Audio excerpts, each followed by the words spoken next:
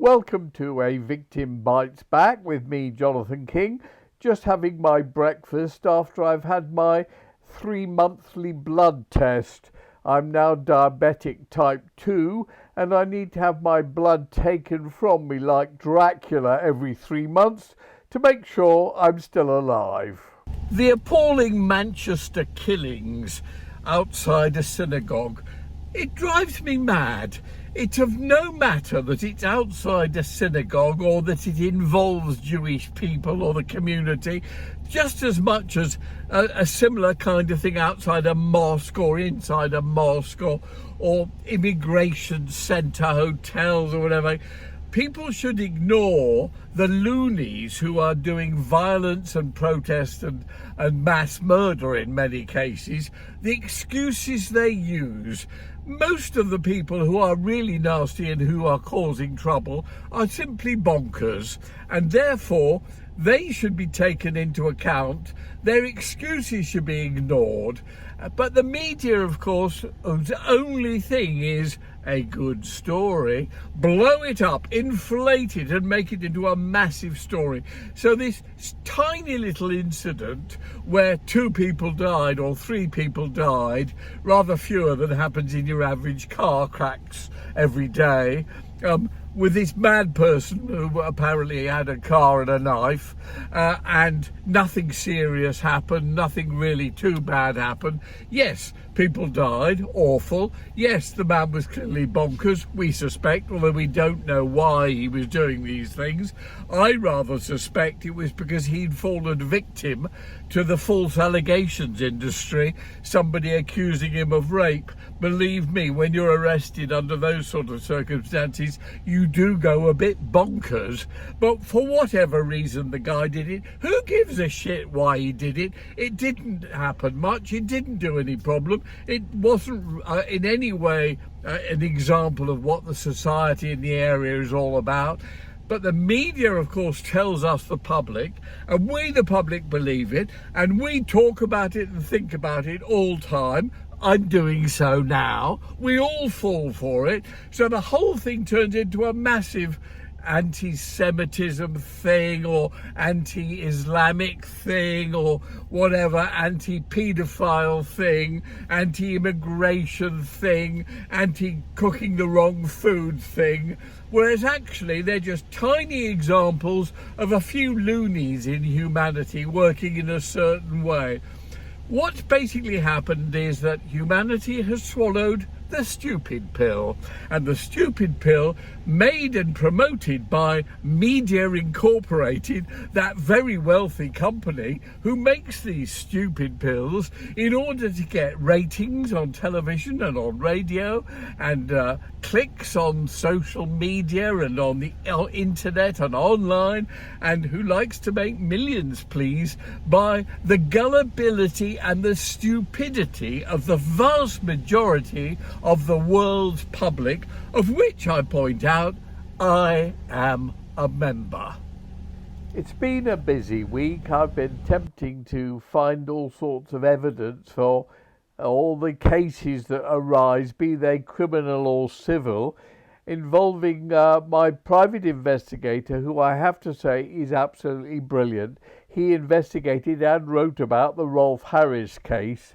His name is William, and he is an absolute superstar, brilliant at finding evidence for sometimes crimes, sometimes people avoiding mentioning things that would destroy their claims. An absolutely superb investigator who I've used for now many, many years. Anyway, off I go to see a movie, to relax, and to get on with my life. Movie of the week this week, Plain Clothes. Now, this is a film which meant a lot to me. It's all about bisexuality back in the last century and this century, and how people react and how confusing it is. I thought when I read about it, it was going to be about entrapment and cottaging. Cottaging, by the way, is males usually meeting in public toilets for sex. And the reality of that time, which I knew well, because this was at the time when homosexuality was either completely illegal or only legal over the age of 21. And this was a time also when many males, of whom millions are bisexual, met in cottages or public toilets in order to have some kind of sex. Quite a lot of them were married with children and various other things. Anyway, it meant a lot to me because this was the time when sexuality was a different kind of approach. Things have changed, and society, those who hate any kind of sexuality, have changed the fact that sex is bad to mainly involve paedophilia and people being underage. The reality is they are just as bigoted against gays or people with sexual preferences that don't fit their own pattern. And these people, who are really usually extreme right-wingers or racists, are a fairly ghastly lot, and they still exist in their millions all around the world. And indeed, most, if not all, religions still ban same-sex. Anyway, it's worth seeing. I would thoroughly recommend it. It's one of those films. It's got Russell Tovey in it, who I've always had a secret massive crush on ever since his Alan Bennett days, and he's really good playing an American. And the boy who's the lead, whose name I can't remember, is fantastic in it. Anyway, Plain Clothes, definitely a brilliant film to be seen, but only if, like me, you're quite old and you lived through that entire era of repression and sexuality. I'm glad to say most of us now don't suffer any more from the anti-gay, anti-bi bigotry there was. But believe me, there are still consequences. I'm still battling accusations from way back in 1970. One of the major things that happened in the past week was all that BBC Panorama documentary about the police in Charing Cross Police Station. I happen to know Charing Cross Police Station because during my time when I was on the sex offenders register, which I'm now not, by the way, they took me off when they decided I was A, innocent, and B, a nice person. But I used to have to go and check in there a few times, so I knew it.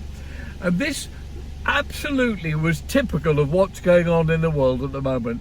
The undercover reporter, who was dreadful, by the way, spent 7 months in Charing Cross Police Station trying to root out racism, homophobia, misanthropy, and all the various other kind of things that exist in the human species, from everyone, from washerwomen to cleaners to doctors to vicars to everybody. There is an element of these awful people who've got bigoted ideas and thoughts. Well, after 7 months, all he managed to do was find a couple of people who swore occasionally. It was a real non-story. But of course, blown up by the media, especially by the BBC, who'd invested a fortune making the stupid programme, and all they could do was show 3 or 4 clips of people who were slightly bigoted and probably shouldn't be police officers. But really, a lot of it was silly, just banter, and the whole thing, of course, then got picked up by the media. People have now been fired, people have been arrested, and the whole thing is fucking stupid.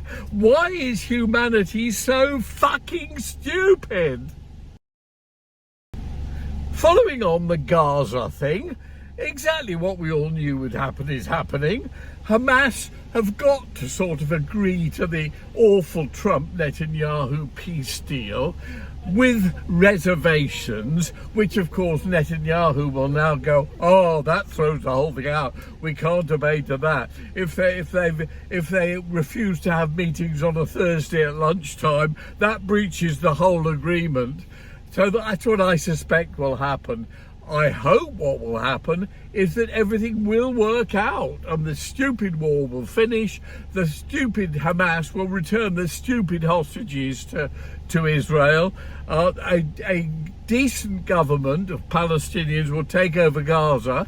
But might I remind you at this point, if that happens, which I hope it does, there is still the West Bank situation to be sorted out, where Israel has invaded Palestine, and they should now either get out of Palestine, all those settlers who are killing people, by the way, whenever possible, either they should get out of Palestine, the West Bank, or they should be happily living in the West Bank alongside Palestinians under Palestinian rule as a Palestinian country, which is the West Bank and Gaza. Those two places are Palestine, and that's what really ought to happen now. That's it for this time around. See you next time for a Victim Bites Back special.